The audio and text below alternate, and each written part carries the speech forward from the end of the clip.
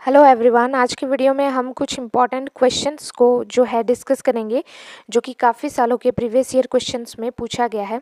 इसके पहले वाले वीडियोस को देखने के लिए आप डिस्क्रिप्शन बॉक्स जरूर चेक कर सकते हैं, या फिर आप मेरे चैनल के होम पेज में जैसे ही जाएंगे वहाँ पर एक प्लेलिस्ट का सेक्शन मिलेगा और क्लास 12th इम्पॉर्टेंट डेरिवेशन बोल के आप जैसे ही उसे खोलेंगे सारे इंपॉर्टेंट क्वेश्चंस जो है आपको मिल जाएंगे। मैं कह रही हूँ प्लीज़ आप ज़रूर वॉच करें उन सारे वीडियोस को, क्योंकि वो भी काफ़ी सारे इंपॉर्टेंट क्वेश्चंस हैं जो कि काफ़ी सिलेक्टेड है। मैंने सिलेक्टेड क्वेश्चंस ही आपको प्रोवाइड किया है और आगे भी इन फ्यूचर करती रहूँगी, ताकि आप बहुत ही आसानी तरीके से इन सारे क्वेश्चंस को प्रैक्टिस कर सकते हैं। तो चलिए, सबसे पहला क्वेश्चन क्या है जो कि प्रीवियस ईयर क्वेश्चन में पूछा गया था। फ्लेमिंग का बाम हस्त नियम लिखिए। तो चुंबकीय क्षेत्र में रखे धारावाही तार पर क्षेत्र द्वारा लगे बल की दिशा प्राप्त करने का एक सरल नियम है ये। ठीक है, क्या है? चुंबकीय क्षेत्र में रखे धारावाही तार पर क्षेत्र द्वारा लगे बल की दिशा ज्ञात करते हैं हम इस नियम से। ठीक है, उसके बाद देखिए ये नियम है क्या, मैं आपको थोड़ा सा फिगर के सहित यहाँ पर दिखाने की कोशिश करती हूँ। तो इसके आगे देखिए, बाएं हाथ का अंगूठा तार पर बल की दिशा देता है अगर धारा माध्यम की ओर तथा क्षेत्र फोर फिंगर, जिसे हम तर्जनी भी बोलते हैं, की ओर हो। यही फ्लेमिंग के बाएं हाथ का नियम है। क्या? बाएं हाथ का अंगूठा तार पर बल की दिशा देता है। ये देखिए, बाएं हाथ का जो अंगूठा है ये तार पर जो बल है उसकी दिशा देता है। एफ क्या डिनोट करता है? बल को। ठीक है, अगर धारा माध्यम की ओर तथा क्षेत्र फोर फिंगर यानी तर्जनी की ओर हो। यही फ्लेमिंग के बाएं हाथ का नियम है। आप देख सकते हैं फिगर के थ्रू, मैंने यहाँ पर आपको शो करके दिखाया हुआ है। ये अंगूठा जो है हमें बल की दिशा बताता है। ठीक है, यही हमें फाइंड आउट करना है इस नियम को लागू करके या इस्तेमाल करके। यहाँ पर आप देख सकते हैं ये वाला जो उंगली है हमारा, ये हमारा बी वेक्टर बी यानी चुंबकीय क्षेत्र जो दिया हुआ होगा उसकी ओर होता है, और ये मिडिल वाला जो है ये यहाँ पर आप देख सकते हैं करंट की दिशा में होगा जो दिया हुआ है। इस तरीके से आप इस नियम का प्रयोग करते हुए बल की दिशा को जो है वो फाइंड आउट कर सकते हैं। ठीक है, कोई भी डाउट हो तो आप मुझे कमेंट में बता सकते हैं। नेक्स्ट देखिए, यहाँ पर नेक्स्ट जो इम्पोर्टेंट क्वेश्चन है जो कि काफ़ी सालों के प्रीवियस ईयर क्वेश्चन में पूछा गया है वो है एमीटर और वोल्टमीटर में अंतर स्पष्ट कीजिए। तो यहाँ पर आप देख सकते हैं एमीटर और वोल्टमीटर में हम कैसे जो है अंतर स्पष्ट करते हैं। सबसे पहला एमीटर में देखिए, इसका उपयोग विद्युत परिपथ में प्रवाहित विद्युत धारा को मापने के लिए किया जाता है। यानी एमीटर का इस्तेमाल हम किसी भी विद्युत परिपथ में जो है कितना करंट है यानी विद्युत धारा कितनी है वो मापने के लिए एमीटर का इस्तेमाल करते हैं। जबकि वोल्टमीटर का देखिए क्या होता है, इसका उपयोग विद्युत परिपथ के दो बिंदुओं के बीच विभवांतर मापने में किया जाता है। ठीक है, ये एक बिंदु है, ये दूसरा बिंदु है, इनके बीच में कितना विभवांतर हो रहा है ये मापने के लिए हम बेसिकली वोल्टमीटर का इस्तेमाल करते हैं। अब देखिए एमीटर में दूसरा क्या अंतर है। मैंने दूसरा लिखा है, किसी गैल्वेनोमीटर को अमीटर में समांतर एक अल्प प्रतिरोध जिसे हम शंट कहते हैं लगाकर परिवर्तित किया जा सकता है।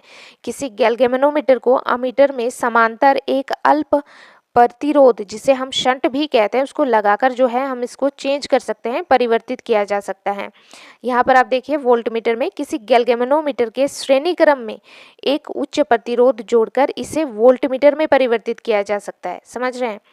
अब देखिए तीसरा अंतर हम क्या लिखेंगे। अमीटर में सबसे पहले देख लेते हैं, यह सदैव विद्युत परिपथ के साथ श्रेणी क्रम में जुड़ा होता है। ठीक है, अमीटर को हमेशा श्रेणी क्रम में जोड़ते हैं।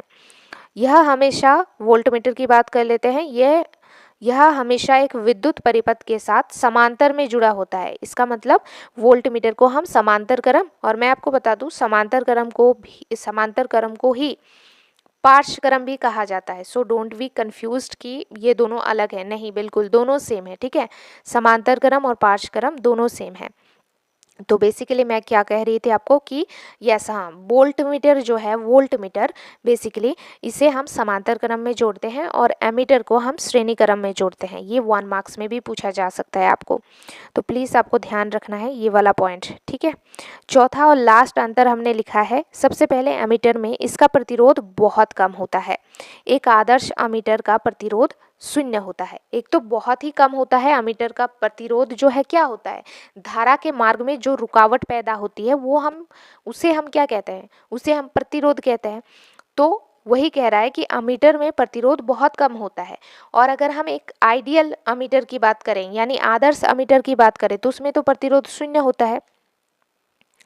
अब चौथा इसमें वोल्टमीटर में देखते हैं, इसका प्रतिरोध बहुत अधिक होता है और एक आदर्श वोल्टमीटर का प्रतिरोध अनंत होता है, ठीक है।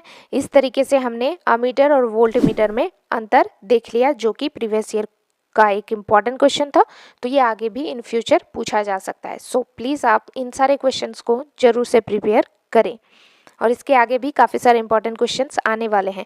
और अभी तक अगर आप मेरे साथ इस वीडियो के यहाँ तक पहुँचे हैं तो प्लीज़ आप इस वीडियो को एक लाइक शेयर और सब्सक्राइब करना मत भूलिएगा, ठीक है। उसके बाद आपको कोई भी किसी भी टॉपिक पर वीडियो चाहिए तो वो भी आप मुझे सजेस्ट कर सकते हैं थ्रू कमेंट बॉक्स, ठीक है। और लास्ट सवाल जो हम इस वीडियो में करेंगे वो है, लॉरेंज बल क्या है? यह विद्युत चुंबकीय क्षेत्र द्वारा गतिमान आवेश पर लगते बल का नाम है। यदि विद्युत क्षेत्र की तीव्रता को हम कैपिटल ई से दिखाए, और ये जो कैपिटल ई में एक एरो जैसा है ना, ये वेक्टर को दर्शाता है, यानी सदिश राशि है। कभी मैं आपको एक डिटेल वीडियो जरूर बताऊंगी कि सदिश और अदिश होता क्या है। बेसिकली आपको आना चाहिए वेक्टर और स्केलर क्वांटिटी, लेकिन फिर भी अगर आप को डाउट है तो मैं जरूर से वो वीडियो लेके आऊँगी।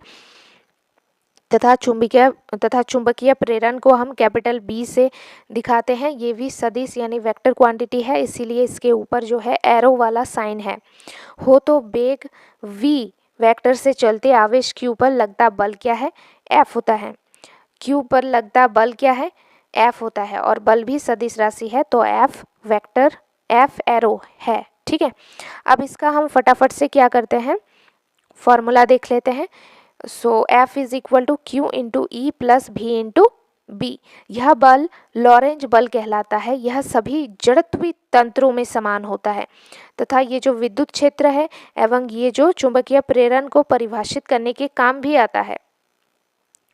तो यहाँ से हम क्या लिख सकते हैं, देखो, चुंबकीय बल Q भी इंटू बी भी लॉरेंज बल ही कहलाता है जब हमारा विद्युत क्षेत्र 0 हो, ठीक है। So thank you for watching this video, और प्लीज़ आप इन सारे क्वेश्चंस को जरूर से प्रिपेयर कर लें।